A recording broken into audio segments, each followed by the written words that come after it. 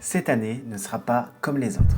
J'ai galéré pendant des années à être régulier et avoir des résultats. Depuis, j'accompagne et gère des comptes pour des marques avec des centaines de milliers de followers. Et cette année, j'ai décidé de me consacrer aussi à fond sur mes réseaux. Donc dans cette vidéo, je vais te montrer mon plan réel et concret et surtout actionnable dès aujourd'hui. Tu peux même t'en inspirer si tu le souhaites. Et ce plan, je l'ai construit à partir de mes erreurs. C'est pas juste de la théorie, mais l'expérience d'un community manager et créateur de contenu depuis plus de 10 ans. Alors pourquoi ce plan j'y crois? Je vais t'expliquer mes 2 points clés pour 2 expériences que j'ai vécues. La première, c'est que j'ai publié ma première vidéo en 2012 sur YouTube. Je faisais du gaming et j'ai atteigné sur certaines vidéos plus de 50 000 vues. J'ai fait pas mal d'erreurs et toujours dans la niche gaming des années plus tard, à l'essor de TikTok, j'ai commencé à poster régulièrement pendant plusieurs mois. Cette expérience-là, elle m'a permis de comprendre plusieurs choses. C'est que poster pour poster, ça ne sert à rien. Parce que j'ai posté des jours et des jours en étant bloqué à 200, 300 vues sans aucun résultat. Et surtout, lorsque je réussissais à dépasser vraiment ce cap de vue en allant à 400 000 vues par exemple, j'analysais pas vraiment ce qui marchait. Et cette erreur-là, je l'ai refaite sur la deuxième expérience. En 2024, je suis parti au Japon et j'avais prévu de faire 2 vidéos par jour. Chose que j'ai faite et les résultats étaient concluants, mais pas tant que ça.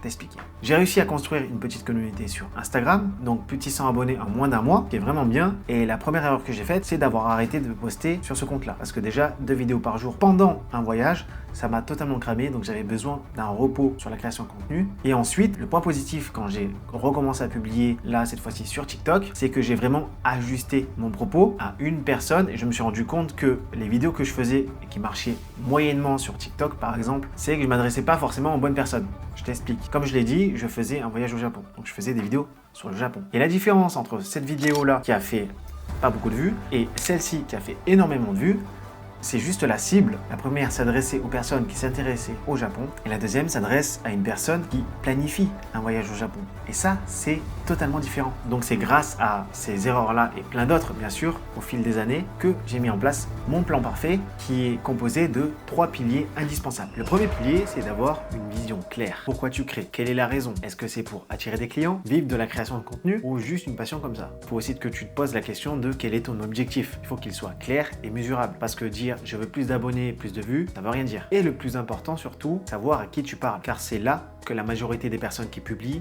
se trompent. Et je vais démystifier un mythe, tout le monde ne peut pas s'attendre à faire des centaines de milliers de vues, car ça dépend d'une seule chose, la taille de ta niche. Je vais donner un exemple. Ce créateur fait des millions de vues à chaque vidéo. Pourquoi ?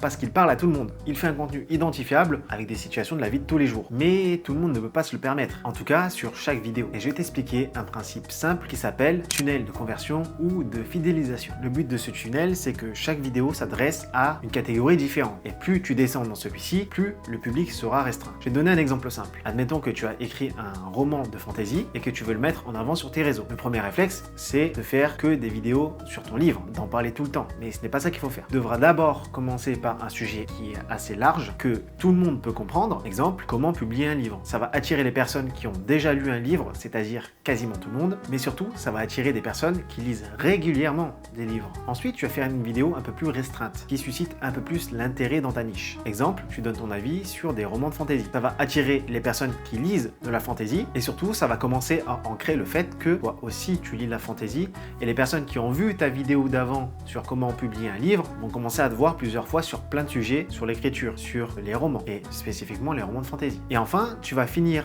le bas du tunnel en faisant des contenus en rapport avec toi et justement ton roman, en parler explicitement. Par exemple, comme sujet de vidéo, tu peux faire des coulisses d'écriture ou bien parler de ton livre en sujet principal. Et ce chemin-là va permettre de fidéliser et de convertir. Et si tu as bien compris, la vidéo tout en haut qui s'adresse à tout le monde fera plus de vues que celle qui est tout en bas. Ce tunnel va servir de filtre petit à petit pour amener les personnes les plus qualifiées. Ça, c'est applicable à toutes les niches. Mais par contre, même si tu as une vision claire, ça ne suffit pas si ton deuxième pilier est bancal. Le deuxième pilier, c'est structure de contenu et système. Là, on est vraiment dans la création de contenu pur et dur. La première chose pour faire des vidéos, c'est déterminer son format.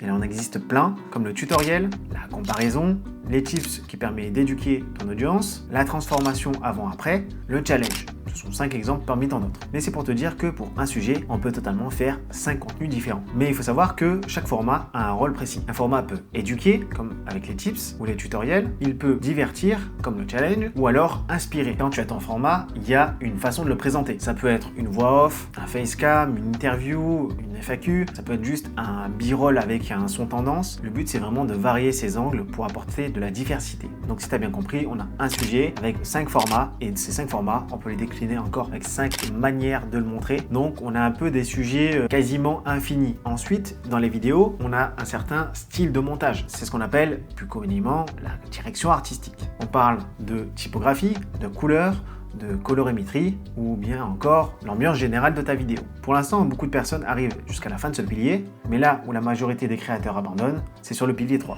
qui est le rythme et la constance. La question qui revient le plus souvent, c'est comment poster de manière régulière sans abandonner au bout d'une semaine. Eh bien, le but, c'est d'instaurer une cadence réaliste. Comme j'en avais parlé au début de vidéo, j'ai testé plein de cadences de vidéos, que ça soit 2 vidéos par jour, une vidéo par jour, une vidéo de temps en temps, une vidéo, pas du tout de vidéo en fait pendant plusieurs mois. Donc j'ai eu le temps de façonner mon rythme. Mais pour créer ton propre rythme, on a besoin d'une donnée principale. Et celle-ci, c'est de savoir combien de temps tu mets pour faire une publication. Pour le savoir, rien de plus simple, pour les 5 prochaines publications, tu te chronomètres et tu fais une moyenne. Personnellement, ça me prend à peu près 1 heure pour faire un contenu court. Et à partir de maintenant, il y a plusieurs possibilités. 1. Si tu es organisé, tu sais à peu près combien de temps tu as de disponible dans la semaine. Admettons que tu as 4 heures de libre, eh bien tu peux faire 4 contenus. Donc ton rythme sera à peu près 4 contenus par semaine sur les réseaux. Et si tu n'es pas organisé, je te conseille vivement de bloquer des créneaux pour pouvoir créer tes contenus. Si tu as un objectif de 6 publications, bloque 6 heures. Bien évidemment, le temps que tu vas mettre par publication peut augmenter ou réduire en fonction de ton expérience et de la qualité que tu veux proposer. Mais j'ai une petite astuce à te donner pour aller plus vite. Tout simplement, il faut batcher tes contenus.